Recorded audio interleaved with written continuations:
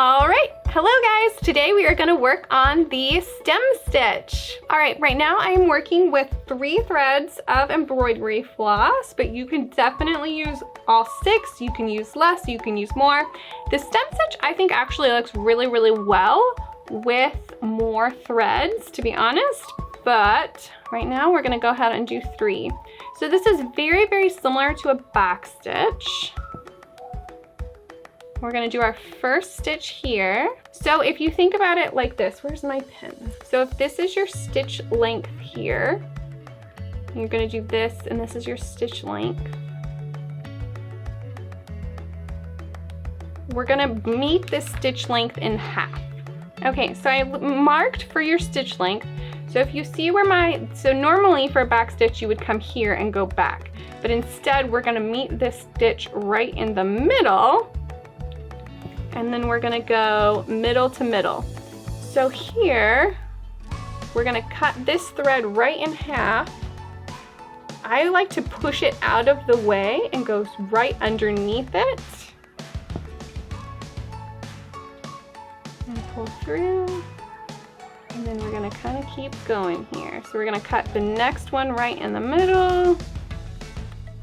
And cut this right in half and right underneath and in the middle of our last stitch. Whoops. Let's untangle you. Go. Always be sure to take your time so you're not accidentally knotting your thread. Also, if you're embroidering on a hoop, I highly suggest getting one of these hoop stands.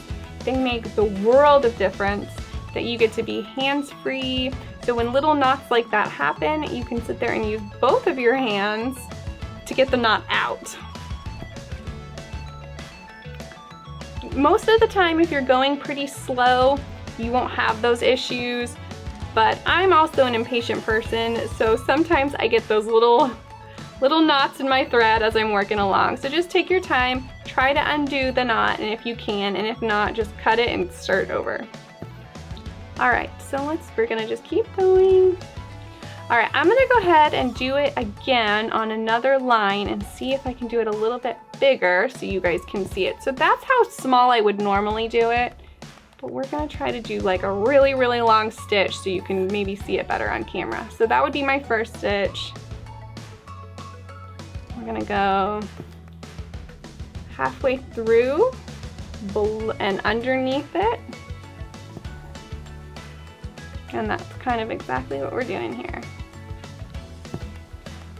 And then halfway through and underneath.